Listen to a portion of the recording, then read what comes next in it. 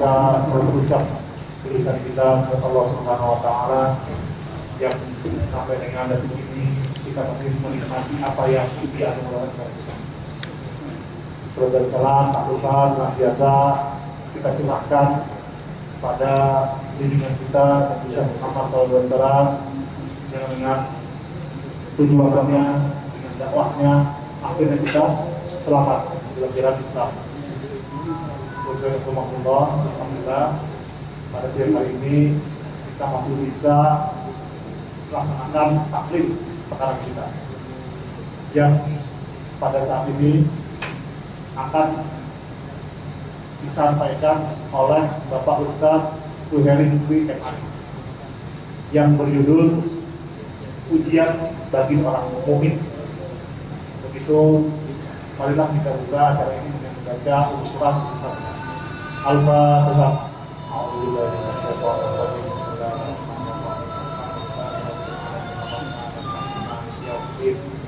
Iyyaka na'budu wa iyyaka nasta'in siratal mustaqim siratal ladzina an'amta 'alaihim ghairil maghdubi 'alaihim waladdallin.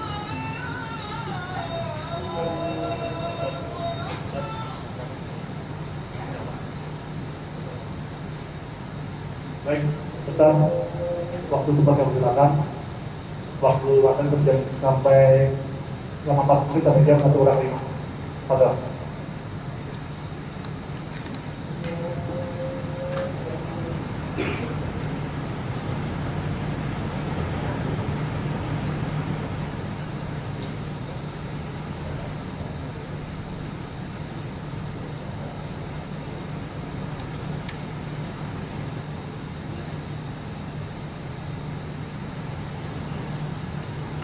Assalamualaikum warahmatullahi wabarakatuh.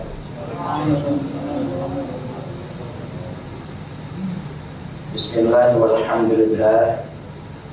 Assalatu wassalamu ala rasulillah sayyidina wa syafi'ina wa maulana Muhammad bin Abdillah wa ala alihi wa ashabihi wa man tabi'ahu wa wala. La hawla wa la quwwata illa billah. Amma ba'du.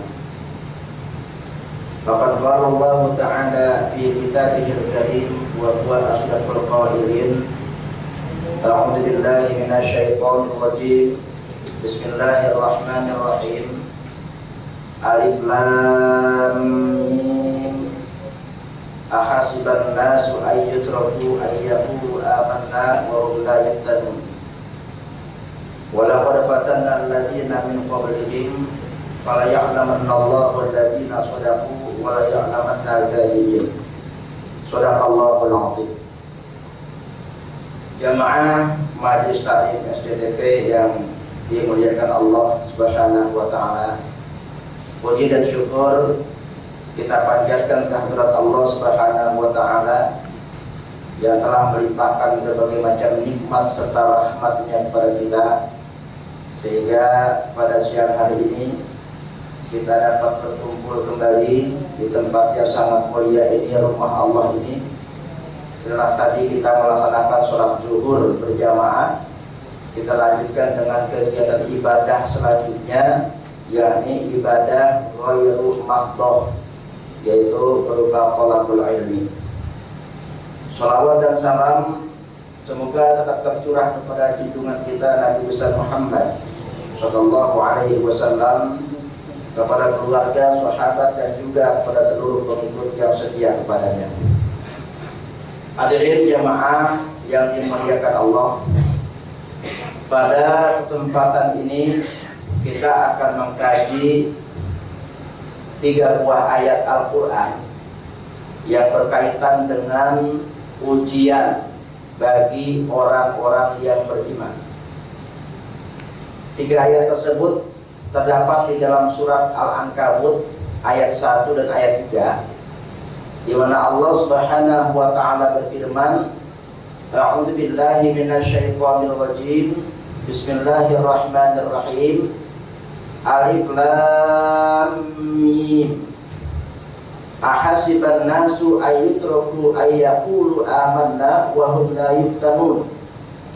Adakah manusia itu mengira bahwa dia akan dibiarkan begitu saja dengan mengatakan kami telah beriman, padahal dia belum diuji. Walaqad fatanna alladziina min qablihim fala ya'lamanna Allahu alladziina shadaqu wa la ya'lamanna al-kadhibin. Dan sungguh kami telah menguji orang-orang sebelum mereka, agar dengan ujian itu Allah benar-benar dapat mengetahui manakah orang-orang yang membenarkan imannya dan mana orang-orang yang hanya berdusta saja. Hadirin rahimakumullah, mari sama-sama kita kaji satu persatu dari ayat ini. Surat Al-Ankabut diawali dengan kalimat alif lam mim.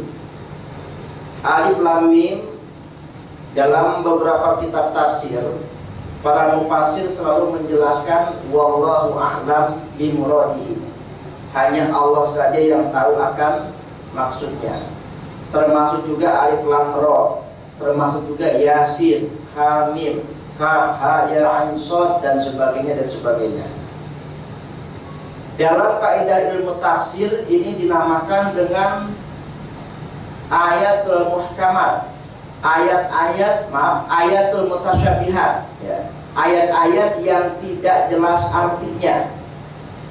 Ini juga disebut huruful muqatta'ah, huruf-huruf yang terpotong, yang bukan merupakan suatu kalimat yang bisa dipahami maksudnya.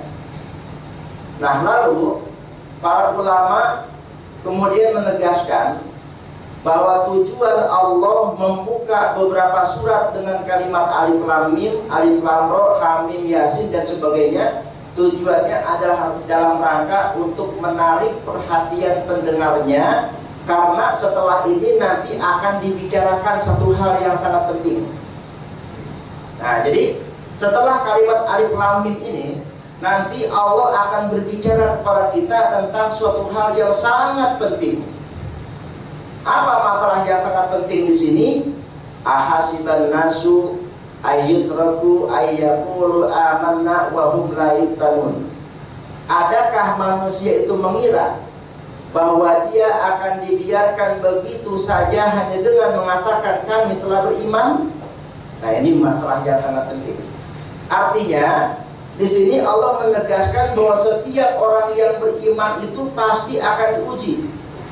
Tidak ada seorang mukmin yang tidak mendapatkan ujian, itu tidak ada. Siapapun orangnya, baik tua, muda, ya, rakyat jelata, pejabat, pemerintah, semua diberikan ujian dari Allah Subhanahu wa Ta'ala dengan berbagai macam bentuknya. Jadi tidak ada orang yang setelah mengatakan aku beriman atau mengucapkan dua kalimat syahadat lalu tidak diuji, tidak ada. Setiap orang yang beriman, setiap orang yang merasa dirinya seorang mukmin, pasti Allah akan memberikan ujian. Ya. Orang kaya diuji, orang miskin juga diuji, orang tua diuji, seorang anak juga diuji, rakyat diuji, pemimpin juga diuji, semua manusia yang beriman diuji. Kecuali orang yang tidak beriman, itu yang tidak diuji. Ya. Orang yang tidak beriman, kalaupun dia mendapatkan kesusahan, itu bukan ujian, itu hukuman. Lalu kalaupun dia mendapatkan kesenangan, itu bukan nikmat, bukan ujian, itu istidraj namanya. Pemberian Allah di dunia tapi sifatnya mengancam. Nih, sekarang kamu saya kasih kesenangan, tapi nanti di akhirat aku ganti dengan siksaan. Itu namanya istidraj. Itu orang kaya, orang yang tidak beriman, istidraj namanya. Nah, hadirin rahimakumullah, jadi setiap orang yang beriman itu pasti akan diuji. Lalu untuk apa Allah menguji orang yang beriman? Untuk apa? Nah, mari sama-sama kita lihat. Pada ayat yang kedua tadi, itu diakhiri dengan kata-kata yuftanun. Mereka diuji. Ya. Kata yuftanun adalah bentuk fi'il mudhari yang sifatnya majhul. Ya, kalau bahasa Indonesianya namanya kalimat pasif. Yuftanun, diuji. Dia berasal dari kata fatana. Fatana itu orang Arab biasa menggunakan kata fatana itu untuk suatu perbuatan memisahkan antara yang emas dengan yang bukan emas. Itu fatana, atau kalau isim masdarnya fitnah. Ya, fitnah. Jadi fatana atau fitnah adalah suatu proses pemisahan antara emas dengan yang bukan emas. Nah, jadi di sini Allah memfitnah manusia, ya, memberikan ujian kepada manusia. Tujuannya apa? Untuk menyaring manakah orang-orang yang beriman yang nilainya emas dan mana yang nilainya tidak seperti emas. Nah, oleh karena itu orang-orang yang sanggup menghadapi ujian dengan sikap yang benar, dengan sikap sabar, tawakal, dan senantiasa bersyukur, maka inilah orang-orang yang mempunyai nilai emas, mulia. Jadi orang yang diuji dan sanggup menghadapi ujiannya, jadi orang yang mulia, sama dengan emas nilainya. Tapi sebaliknya, orang yang tidak bisa menghadapi ujian dengan sikap yang benar, tidak seperti emas, tidak mulia, ya, bahkan bisa juga hina, ya. Nah, jadi itulah kenapa Allah memberikan ujian kepada orang-orang yang beriman, agar dengan ujian itu nanti Allah mengetahui, ya, mana orang-orang yang mempunyai nilai seperti emas dan mana yang tidak. Di samping itu juga dengan ujian yang diberikan Allah itu hendak meningkatkan harkat dan derajat manusia.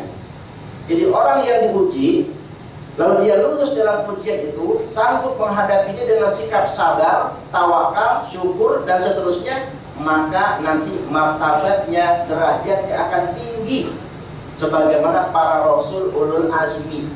Mereka diberikan kedudukan dan makom yang tinggi dibandingkan dengan rasul-rasul yang lain, itu karena memiliki ketabahan yang luar biasa di dalam menghadapi ujian yang diberikan Allah Subhanahu wa ta'ala. Hadirin jamaah yang dimuliakan Allah Subhanahu wa ta'ala, lalu apa sih bentuk-bentuk ujian yang diberikan Allah itu? Mari sama-sama kita telusuri bentuk-bentuk ujian yang Allah berikan dengan melihat sejarah para nabi-nabi terdahulu. Sebab dalam ayat yang ketiga Allah katakan, walaqad fatanna alladziina min qablihim, sungguh kami telah memberikan ujian kepada orang-orang sebelum mereka. Allah telah memberikan ujian kepada orang-orang sebelum mereka, sebelum umat Nabi Muhammad, ya. Siapa mereka? Para nabi. Siapa mereka? Para orang-orang soleh. Untuk apa Allah berikan ujian? Fala ya'lamannallahu alladziina shadaqu wa la ya'lamanna kadhibin. Agar dengan ujian itu Allah mengetahui siapa orang-orang yang membenarkan imannya dan siapa orang-orang yang hanya berdusta. Jadi di sini manusia terbagi menjadi dua, ya. Dalam menghadapi ujian, manusia terbagi menjadi dua. Yang pertama, alladzina shadaqu, orang-orang yang membenarkan imannya. Orang-orang yang membenarkan iman itu adalah orang yang sanggup menghadapi ujian dengan sikap-sikap yang mulia. Kemudian ada al-kadibin, orang-orang yang berdusta, artinya dia beragama, dia beriman, tapi sesungguhnya dia berdusta.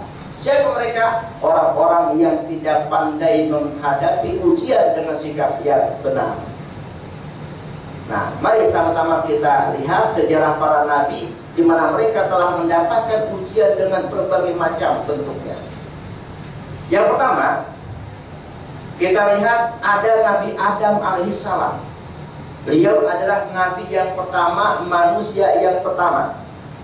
Beliau diuji oleh Allah Subhanahu wa ta'ala berupa seorang anak yang susah diatur. Siapa dia? Qabil. Qabil yang tidak mau ikut syariat ayahnya. Ketika Qabil dan Habil sama-sama harus menikah, maka syariat Nabi Adam itu menentukan bahwa Qabil harus menikah dengan Labuda yang wajahnya tidak cantik. Sedangkan Habil harus menikah dengan Ikrimah yang wajahnya cantik. Tapi Qabil karena hawa nafsu yang mendorong dia tetap bertekad untuk bisa menikah dengan Ikrimah yang berwajah cantik. Padahal syariat Nabi Adam tidak seperti itu. Kawin silang harusnya. Sementara Qabil tidak mau kawin silang. Dia harus menikah dengan saudara kandungnya, yaitu Ikrimah, karena wajahnya cantik. Kemudian turun syariat Allah merintahkan agar Qabil dan Habil memberikan kurban, ya, dengan masing-masing profesinya. Si Qabil karena dia seorang petani, ya, seorang petani dan hatinya licik, maka dia mengkorbankan tanaman-tanaman yang sudah mati dan busuk. Sementara Habil karena dia punya iman, motivasinya adalah untuk mengikuti syariat ayahnya, maka dia mengkorbankan kambingnya yang gemuk dan sehat karena dia seorang pengembala. Lalu kedua kurban itu ditaruh di atas bukit, dan besok pagi lihat mana yang kurbannya tidak ada, itulah yang diterima oleh Allah. Nah, ketika pagi hari ternyata yang tidak ada adalah kurbannya Habil, yaitu berupa domba. Domba Habil tidak ada. Berarti Habil yang berhak menikah untuk kepada Ikrimah. Ya. Nah, si Qabil karena memang dia tidak mau mentaati syariat ayahnya, maka dia terus berusaha agar bagaimana agar dia bisa membunuh, dia bisa menikahi Ikrimah, maka dibunuhlah adiknya sendiri, Habil.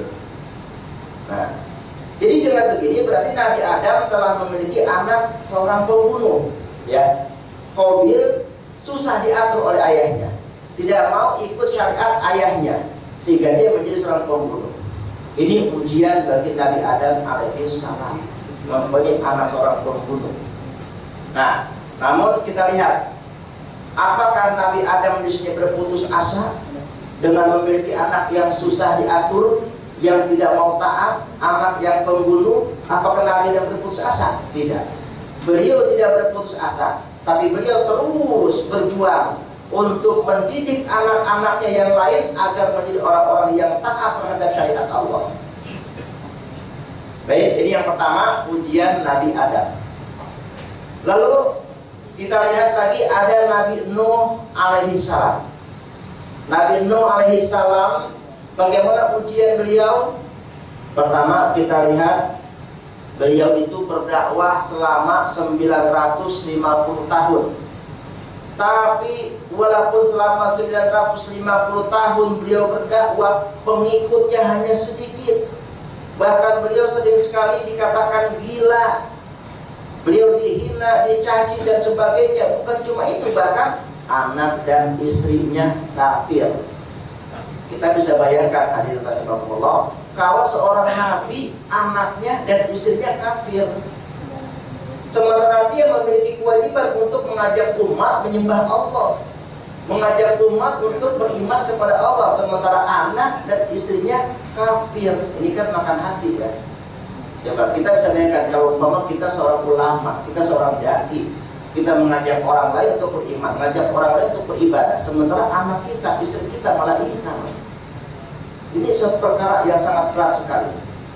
Bahkan ketika Allah Subhanahu wa taala menurunkan banjir sebagai hukuman bagi kaumnya Nabi Nuh, ya, itu Nabi Nuh masih sempat memanggil anaknya, ya bunayya arkam ma'ana wa la takum ma'al kafirin, kata beliau, wahai anakku, mari naik kapal bersama kami, kamu jangan berada di tengah-tengah orang kafir. Apa kata si Kan'an? Qala, wahai ayah, aku akan naik ke atas gunung, ya, sa'awi ila jabalin yaksimuni minal ma', aku akan naik ke atas gunung dan aku akan terhindar dari banjir, kata si Kan'an.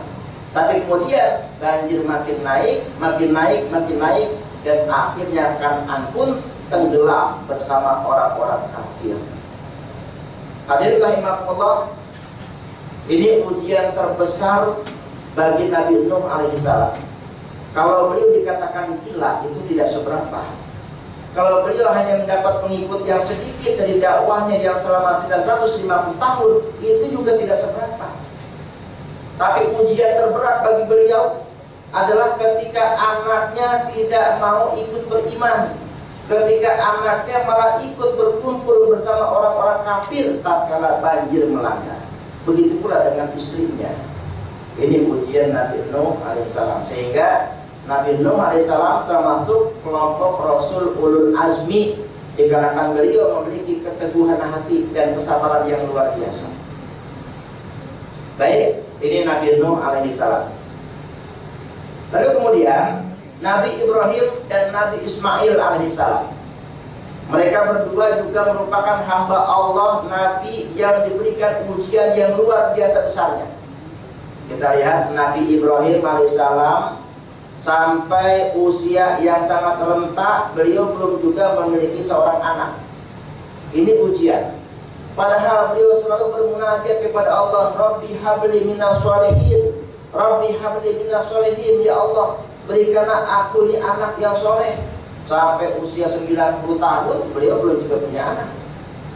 Tapi akhirnya Allah kabulkan permintaan Nabi Ibrahim, diberikan seorang anak, Ismail, dari istri yang kedua, yaitu Siti Hajar.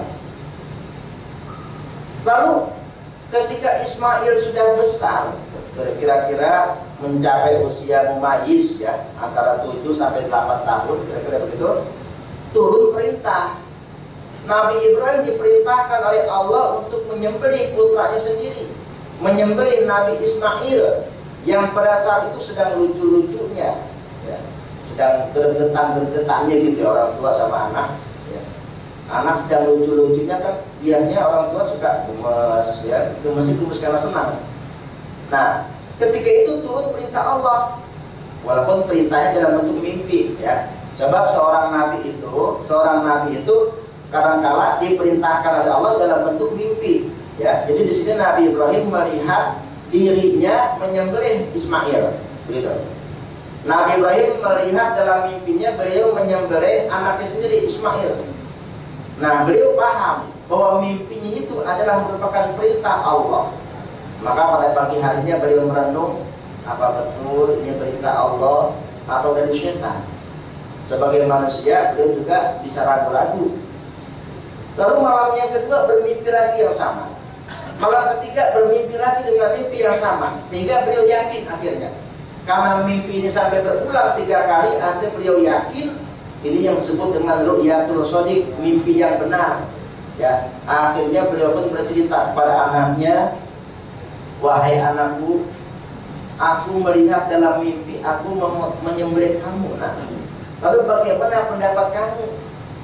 Ya bunayya, ini arafil menami anni adbahuka fanzur madza taro, kata beliau dalam Quran, ya. Wahai anakku, aku bermimpi melihat kamu disembelih. Bagaimana pendapat kamu? Nah, lalu apa jawab Ismail? Ya abatin alma tu'mar satajiduni insyaallahu minas sabirin. Wahai ayah, silakan kerjakan apa yang diperintahkan Allah. Insya Allah engkau akan mendapati aku di antara orang-orang yang sabar. Nah, hadirin rahimakumullah, di sini kita bisa melihat ujian Nabi Ibrahim yang kedua adalah ujian berupa perintah yang sangat berat. Sebagai seorang ayah, siapa yang tega menyembelih anaknya sendiri tanpa kesalahan, tanpa dosa? Padahal anak itu lama ditunggu-tunggu. Baru setelah lahir, setelah besar, Allah perintahkan untuk disembelih. Sebagai manusia, beliau juga sempat sedih, beliau juga sempat pilu, sempat berpikir, sempat gelisah. Namun, bagaimanapun beliau sayang kepada anaknya, cinta kepada anaknya, beliau bisa membuktikan bahwa cintanya kepada Allah jauh lebih besar dibandingkan dengan cintanya kepada anaknya. Walaupun anaknya sudah dinanti-nanti sejak puluhan tahun yang lalu, tapi kalau Allah yang perintahkan sembelih Ismail, beliau sembelih. Ini beliau membuktikan ketaatannya kepada Allah Subhanahu wa ta'ala. Beliau membuktikan cintanya kepada Allah yang lebih besar daripada cintanya kepada anak kandungnya sendiri. Ujian bagi Nabi Ibrahim AS yang paling berat adalah perintah untuk menyembelih anaknya sendiri. Kemudian dilaksanakanlah apa yang Allah perintahkan, tapi yang namanya ujian sebatas ujian. Allah pun tidak zalim kepada hambanya. Ketika Nabi Ismail dibaringkan untuk disembelih, ternyata pisau yang digunakan untuk memotong itu tidak mempan. Tidak mempan. Akhirnya kata Allah, cukup Ibrahim, engkau telah melaksanakan perintahku, maka sebagai gantinya ambillah domba ini dan sembelihlah dia. Maka saat itu Allah turunkan domba yang konon katanya domba itu adalah dombanya Habil, putra Nabi Adam yang tadi telah berkurban dengan ikhlas. Allah terima kurbannya Habil, lalu Allah turunkan ketika Nabi Ibrahim menyembelih putranya Ismail sebagai ganti dari darah Ismail. Ismail pun akhirnya selamat dan disembelihlah domba Habil tadi. Ini ujian bagi Nabi Ibrahim alaihissalam. Nah, di sini kita bisa mengambil pelajaran bahwa sesungguhnya seorang yang beriman itu hendaknya membuktikan imannya kepada Allah dengan bentuk ketaatan. Betapapun berat dan besarnya perintah itu, meskipun harus mengorbankan segalanya, mengorbankan nyawa kita, mengorbankan keluarga kita, kalau memang itu merupakan perintah Allah, seberat apapun kita lakukan. Sebagaimana tadi Nabiullah Ibrahim alaihissalam telah mentaati perintah Allah dengan menyembelih putranya sendiri. Ini ujian bagi Nabi Ibrahim alaihissalam, sekaligus ujian bagi Nabi Ismail juga. Jadi di sini Nabi Ibrahim sebagai seorang hamba Allah, sebagai orang yang beriman, bahkan juga sebagai nabi, telah lulus menempuh ujian. Beliau melaksanakan apa yang Allah perintahkan. Lalu Nabi Ismail diuji oleh Allah ketaatannya kepada Allah dan kepada orang tuanya, dan beliau mentaati Allah juga mentaati orang tuanya. Nah, ini mereka berdua selamat. Baik, kemudian yang ketiga kita lihat ada Nabi Ayub alaihissalam. Beliau diberikan ujian berupa kebangkrutan dan penyakit kulit yang menjijikan. Kita baca dalam sejarah bahwa Nabi Ayub itu tadinya adalah orang yang kaya, orang yang memiliki banyak harta, namun akhirnya Allah uji hartanya sedikit demi sedikit habis. Bukan cuma itu, bahkan beliau pun juga diberikan ujian berupa penyakit kulit yang lama-kelamaan penyakit itu semakin menjalar dan menggerogoti seluruh tubuhnya sampai ke dalam tubuhnya. Hanya hati dan lidahnya saja yang tidak digerogoti. Hanya hati dan lidahnya saja yang tidak mengalami sakit. Nah, kenapa? Hati dan lidahnya itulah yang digunakan untuk berzikir kepada Allah. Nabi Ayub alaihissalam. Bahkan bukan cuma itu, anak-anaknya pun meninggal dunia. Anak-anaknya yang soleh terutama meninggal dunia karena kejadian gempa bumi. Bukan cuma itu, istri-istri beliau punya beberapa istri, ya. Istri-istri beliau ketika beliau sakit meninggalkan Nabi Ayub. Hanya satu yang setia, Rahmah namanya. Rahmah inilah yang setia mendampingi suaminya Nabi Ayub alaihissalam. Bahkan ketika Nabi Ayub diasingkan ke dalam hutan, beliau setia menemaninya. Cuma ketika Nabi Ayub sedang parah-parahnya, Rahmah pun akhirnya putus asa. Beliau minta pada suaminya, wahai suamiku, bukankah engkau seorang nabi? Dan bukankah setiap doa-doa nabi itu pasti dikabulkan oleh Allah? Kenapa engkau tidak minta kesembuhan kepada Allah? Begitu. Apa kata Nabi Ayub? Wahai istriku, aku bertanya kepadamu, berapa lama kita hidup kaya? 80 tahun, wahai suamiku. Lalu berapa tahun kita bangkrut? Berapa tahun saya sakit begini? 7 tahun, wahai suamiku. Coba kau hitung, mana yang lebih lama masa kaya kita dan masa bangkrut kita? Mana masa sehat saya dan mana masa sakit saya yang paling lama? Ya tentunya masa kaya dan masa sehat. Karena itulah aku malu minta kepada Allah. Aku malu minta diberikan kesehatan lagi. Sedangkan dulu aku sudah merasakan kesehatan yang luar biasa. Aku sudah diberikan kekayaan, aku sudah hidup senang. Sekarang hanya 7 tahun aku diberikan penyakit. Aku rela, aku ikhlas, aku malu minta kepada Allah. Begitu kata Nabi Ayub alaihissalam. Beliau begitu ikhlasnya, ridhonya menerima ujian dari Allah subhanahu wa ta'ala. Tapi kemudian Rahmah pun putus asa dan meninggalkan Ayub. Sampai akhirnya Ayub pun karena sebagai manusia, dia juga bisa jengkel, bisa marah. Apa kata Nabi Ayub? Rahmah, suatu saat nanti kalau aku diberikan kesempatan sembuh oleh Allah, aku akan pukul kau 100 kali. Aku akan rajam kau 100 kali. Begitu nazar Nabi Ayub alaihissalam. Kemudian Allah pun memberikan wahyu, perintah kepada Nabi Ayub alaihissalam untuk menghentakkan kakinya ke bumi. Lalu setelah kaki Nabi Ayub dihentakkan ke bumi, keluarlah mata air, dan Allah perintahkan beliau untuk minum dan mandi dari air tersebut. Maka setelah beliau mandi dan minum dari air tersebut, sedikit demi sedikit secara berangsur-angsur penyakit beliau pun pulih kembali dan beliau menjadi orang yang sehat. Nah, ketika itu beliau ingat dengan nazarnya. Dulu kata beliau nih, kata Nabi Ayub, kalau aku sembuh nanti aku akan memukul Rahmah sampai 100 kali. Tapi akhirnya beliau pun tidak tega. Nah, di satu sisi beliau telah bernazar, dan yang namanya nazar harus dilaksanakan, tapi di sisi lain beliau juga tidak tega memukul istrinya. Lalu Allah pun memerintahkan Ayub, cukup kau ambil satu batang jerami, kau pukul Rahmah. Maka ketika Rahmah datang untuk meminta maaf kepada Ayub, dipukul Rahmah dengan sebatang jerami dan selesailah nazarnya. Nah, hadirin rahimakumullah, di sini kita bisa mengambil pelajaran.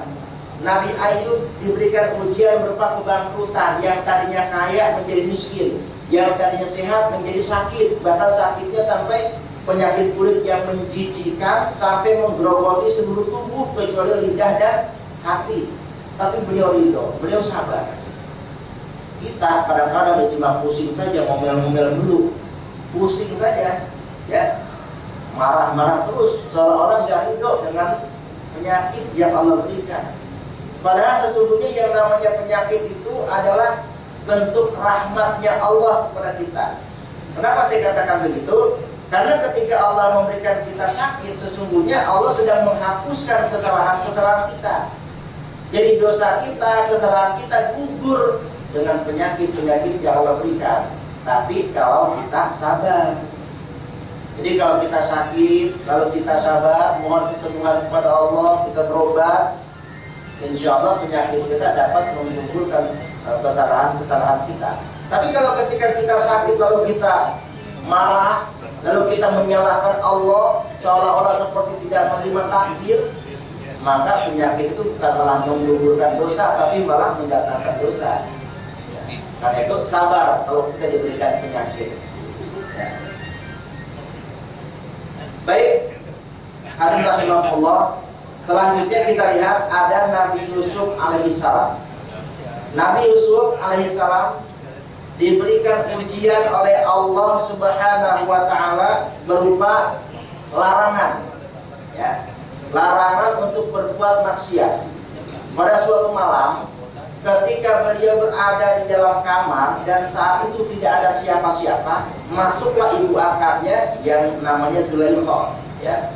Zulaikha itu wanita yang cantik, ya, walaupun ibu-ibu tapi wajahnya dan tubuhnya seperti anak gadis, ya. Dan beliau sangat menyenangi Yusuf, sangat menyukai Nabi Yusuf, dan selalu mengincar-incar kapan ada kesempatan saya ingin mengajak tidur bersama Yusuf. Nah, ketika Nabi Yusuf berada dalam kamar sendirian, masuklah Zulaikha, diajak untuk berbuat mesum, dan Nabi Yusuf pada saat itu walaupun menurut riwayat ada sedikit keinginan untuk melayani, tapi kemudian Allah tegur, ya, Yusuf, ini perbuatan yang tidak benar, ini perbuatan yang dilarang, jangan coba-coba kau lakukan. Nabi Yusuf pun akhirnya sadar, astagfirullahaladzim. Kemudian beliau pun lari meninggalkan Zulaikha karena tidak mau mengikuti ajakan untuk berbuat mesum. Ini ujian. Nah, kita pun kadang-kadang begitu, hadirin. Kadang-kadang ada saja kesempatan di mana kita bisa berbuat maksiat, sementara orang lain tidak ada. Tidak ada yang lihat, tidak ada yang memantau, dan kesempatan ada di depan mata kita untuk berbuat dosa. Itu sebetulnya ujian. Kira-kira dalam kondisi seperti itu, kita ini masih bisa menahan hawa nafsu kita atau tidak? Oke lah, tatkala banyak orang, kita tidak melakukan maksiat mungkin karena kita tidak enak, karena kita takut dilihat orang. Tapi ketika tidak ada siapa-siapa, mampukah kita menahan hawa nafsu kita? Inilah ujian, ujian berupa hawa nafsu. Kemudian yang ke-6, Yang keenam, kita lihat ada Nabi Sulaiman alaihissalam. Beliau satu-satunya nabi yang diuji dengan kesenangan. Ya, kalau nabi-nabi yang lain diuji dengan penderitaan, kesusahan, tapi Nabi Sulaiman diberikan ujian oleh Allah berupa kesenangan, kekayaan dan kekuasaan. Nah, kita lihat kekayaan Nabi Sulaiman. Apa yang ada di daratan dan di lautan, itulah kekayaan beliau. Kekuasaan beliau, tentara-tentara beliau saja meliputi bangsa manusia, jin, dan hewan. Subhanallah. Bahkan beliau juga diberikan kemampuan bisa berbicara bahasa binatang. Beliau juga bisa menundukkan awan dan bisa pergi kemana-mana dengan menaiki awan. Kayak Dragon Ball lah, kira-kira gitu ya. Itu Nabi Sulaiman, kemampuannya luar biasa, kekayaannya luar biasa, kekuasaannya luar biasa, kemampuannya luar biasa. Tapi apakah beliau sombong? Ternyata tidak. Ya. Beliau hanya mengatakan apa? Hada min fadli rabbi. Ini semua adalah karunia Tuhanku. Liyabluwani ashkuru am akfur. Untuk menguji aku, apakah aku ini syukur atau kufur. Subhanallah, beliau memiliki segalanya, kekayaan, kekuasaan, dan sebagainya. Tapi beliau tidak merasa memiliki. Beliau tidak merasa bahwa semua yang ada pada diri beliau itu adalah hasil kerja kerasnya. Tidak. Beliau mengatakan, hada min fadli rabbi. Ini adalah karunia Tuhanku. Untuk apa? Untuk menguji aku. Jadi kekayaan, tentara, dan sebagainya adalah ujian dari Allah kepadaku.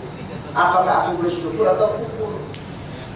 Bukan cuma itu, bahkan beliau juga selalu bermunajat, Rabbi auzi'ni an ashkura ni'mataka allati an'amta 'alayya. Ya Allah, ya Rabb, tetapkanlah hatiku ini selalu dalam keadaan syukur kepadamu. Syukur kepadamu terhadap nikmat yang telah Kau berikan kepadaku. Itu munajat yang selalu beliau ucapkan. Jadi beliau juga merasa itu bukan miliknya, dan beliau juga selalu minta kepada Allah agar selalu dalam keadaan bersyukur atas nikmat yang diberikan kepadanya. Berbeda kalau kita bandingkan dengan Qarun, ya. Qarun, siapa itu Qarun? Orang kaya yang hidup di zaman Nabi Musa, bahkan sepupunya Nabi Musa katanya. Qarun itu saking kayanya sampai kunci gudangnya saja yang membawa onta, ya. Kunci gudangnya yang membawa onta. Berarti sebesar apa itu kunci? Nah, kalau kuncinya saja sudah besar sekali, apalagi gudangnya. Kalau gudangnya besar, apalagi hartanya. Nah, ketika ditanya, Tuan Qarun, kau dapat harta Anda dari mana ini semuanya? Apa jawabnya? Hartaku aku dapat hasil kerja kerasku dan tidak ada hubungannya dengan Allah. Na'udzubillah, na'udzubillah. Hartaku aku dapat dari hasil kerja kerasku dan tidak ada hubungannya dengan Allah, kata si Qarun. Ini berbeda sekali, 180 derajat perbandingannya dengan Nabi Sulaiman. Ketika Nabi Sulaiman mengatakan, ada min fadli rabbi, ini semua karunia Tuhanku. Si Qarun enak-enakan dia bilang, ini hasil kerja kerasku, tidak ada hubungannya dengan Allah. Ini manusia sombong. Manusia sombong. Dia pikir kalau Allah tidak berkehendak, dia tetap kaya. Padahal sesungguhnya kekayaan seseorang atas kehendak Allah. Nabi Sulaiman juga atas kehendak Allah. Beliau kaya, beliau berkuasa, beliau bisa ini, bisa itu, karena kehendak Allah. Sehingga akhirnya si Qarun itu karena kesombongannya ditenggelamkan ke dalam perut bumi, dirinya beserta harta kekayaannya dan juga pengikut-pengikutnya. Nah, jadi rahimahullah. Jadi Nabi Sulaiman alaihissalam diberikan ujian berupa kekayaan, kekuasaan, dan kesenangan yang lainnya. Diuji apakah dengan kekayaan yang beliau miliki, beliau tetap bersyukur atau takabur. Tapi ternyata terbukti beliau itu pandai bersyukur terhadap nikmat yang Allah berikan kepadanya. Nah, hadirin rahimakumullah, itulah beberapa bentuk-bentuk ujian yang Allah berikan kepada para nabi. Dan juga tidak mustahil Allah berikan kepada kita selaku umatnya. Kalau Allah memberikan ujian kepada Nabi Adam berupa seorang anak yang susah diatur, Kadang-kadang di antara kita juga banyak Pak, yang anak kita susah sekali diatur. Nah, itu ujian. Ujian buat kita orang tua, semaksimal apakah kita mendidik anak-anak kita, sabar atau tidak sabar. Kemudian Allah juga memberikan ujian kepada Nabi Nuh, begitu juga soal anak juga. Nabi Ibrahim berupa perintah. Nah, kita sebagai seorang mukmin juga diberikan perintah yang berat. Ya, apa misalnya? Jihad. Itu kan perintah yang berat, tapi itu merupakan perintah. Kalau kita punya iman, ya kita laksanakan. Kalau kita justru malah membenci jihad, justru itu menunjukkan kita tidak punya iman. Nah, tentu saja jihad juga diukur dengan kemampuan kita. Bisa dengan fisik, silakan. Atau mau dengan harta, bagus. Dengan ilmu, dengan pikiran juga bagus. Yang penting ada kesungguhan untuk membela agama. Kemudian Allah memberikan penyakit kepada Nabi Ayub. Kita pun kadang-kadang ada yang diuji dengan penyakit. Kita sudah berobat ke sana ke sini juga tidak kunjung sembuh. Kemudian Allah juga memberikan ujian kepada Nabi Yusuf berupa kesempatan berbuat maksiat. Kadang-kadang kita pun juga dihadapkan dengan kesempatan berbuat maksiat. Allah juga memberikan ujian kepada Nabi Sulaiman berupa kekayaan. Banyak di antara kita yang kaya, banyak di antara kita yang berkuasa. Ini ujian, syukur atau kufur, gitu. Nah, hadirin rahimakumullah, dari semua ujian yang diberikan Allah kepada kita, ya, maka Allah Subhanahu wa Ta'ala memberikan tuntunan kepada kita, yaitu agar kita bersikap sabar.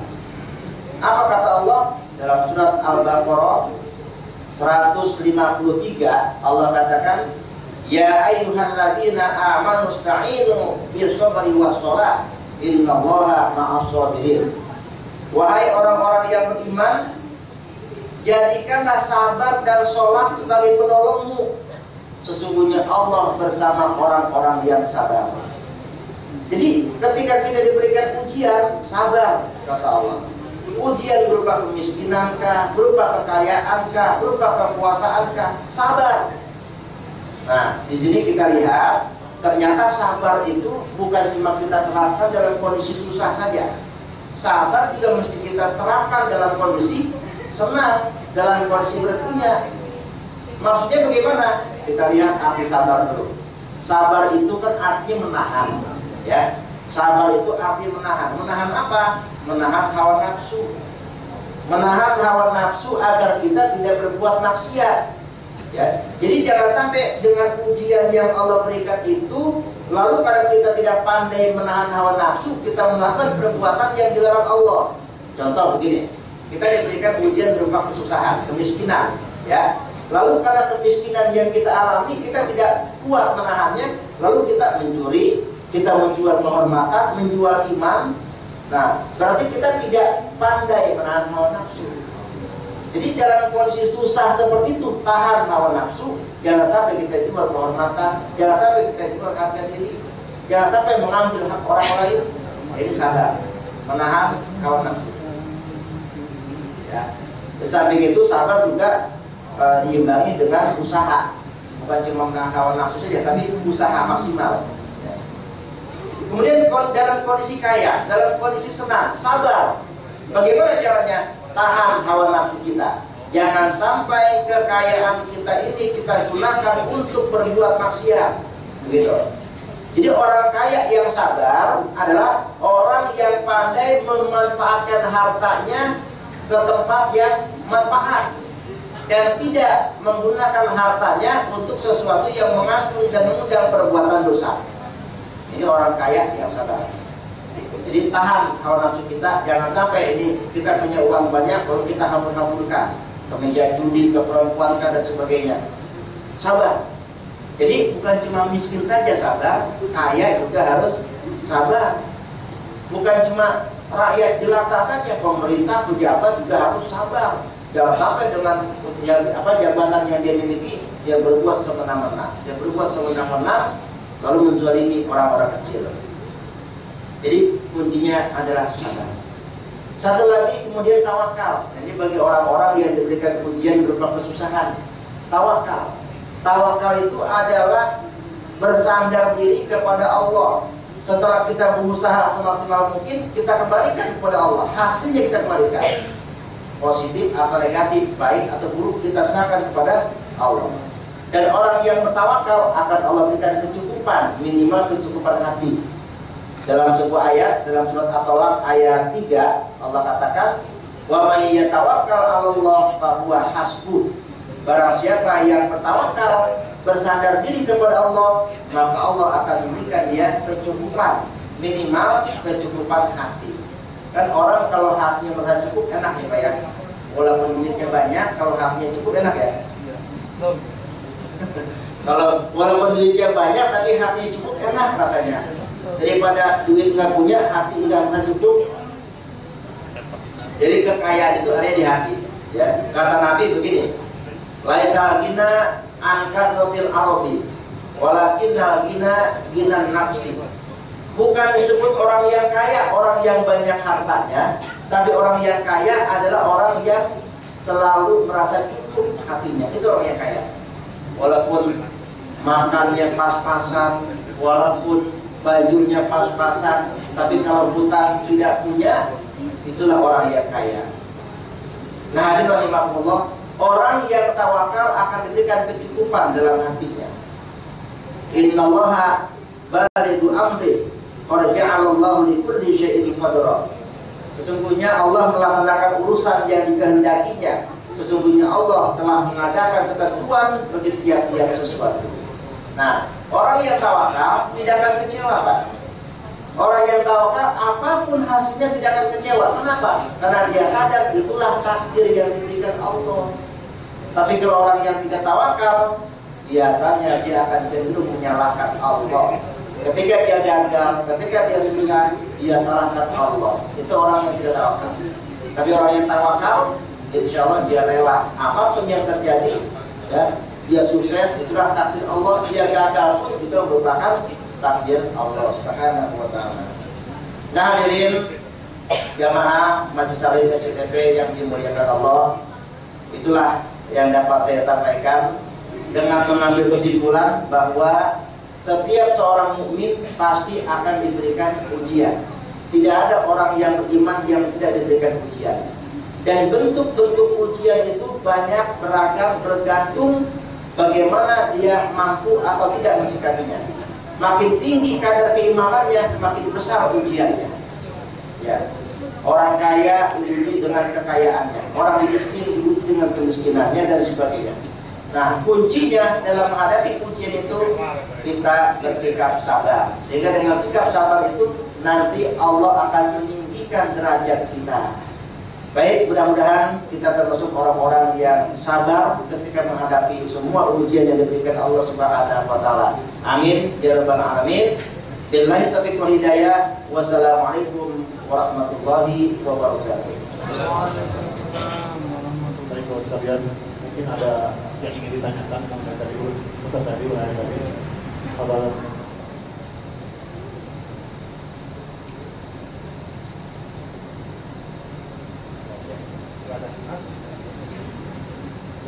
kayaknya nggak ada yang menanyakan, mungkin kita bisa akhir dengan membaca doa. Baik, mari sama-sama kita tutup dengan doa. Mudah-mudahan Allah Subhanahu wa ta'ala memberikan keberkahan pada kita. Astagfirullahaladzim, astagfirullahaladzim, astagfirullahaladzim. Alhamdulillah ya Muhammad Karim. Wassalamualaikum warahmatullahi wabarakatuh. Bi kulli syaratina wa ala ashabi Rasulillah ajma'in. Bismillahirrahmanirrahim. Alhamdulillahirabbil alamin. Hamdan yuwafi ni'amahu wa yukafi masyidah. Ya Rabbana lakal hamdu kama yanbaghi li jalali wa jalali wa 'azimi sultanik. Allahumma shalli ala sayyidina Muhammad wa ala ali sayyidina Muhammad. Allahumma ja'al jam'ana hadha jam'an marhuma wa taqabbal min ba'dihi taqabbal ma'suma. Allahumma ja'al jam'ana hadha jam'an mashkura wa taqabbal min ba'dihi taqabbal maghfura. Allahumma zidna 'uluman nafi'ah warzuqna fahman wa 'amalan shalihan mutaqabbala. Allahumma qawwil a'malana fi ta'atillah wa sahih ajsadana wa nawwir qulubana wa thabbit imanana wa ahsin a'malana wa wasi' rizqana wa ila al-khaliqina wa 'an syarri ab'adina wa qadi hawaijana fid dunya wad dunya wal akhirah innaka 'ala kulli syai'in qadir. Rabbana atina fid dunya hasanah wa fil akhirati hasanah wa qina adzabannar. Wa sallallahu ala sayyidina Muhammad wa ala alihi wa sahbihi ajma'in. Subhana rabbika rabbil izzati amma yasifun wa salamun ala al-mursalin walhamdulillahi rabbil alamin. Kita membaca istighfar, dan berdoa habis. Assalamualaikum warahmatullahi wabarakatuh. Baik, kita menikmati hidangan yang telah disediakan.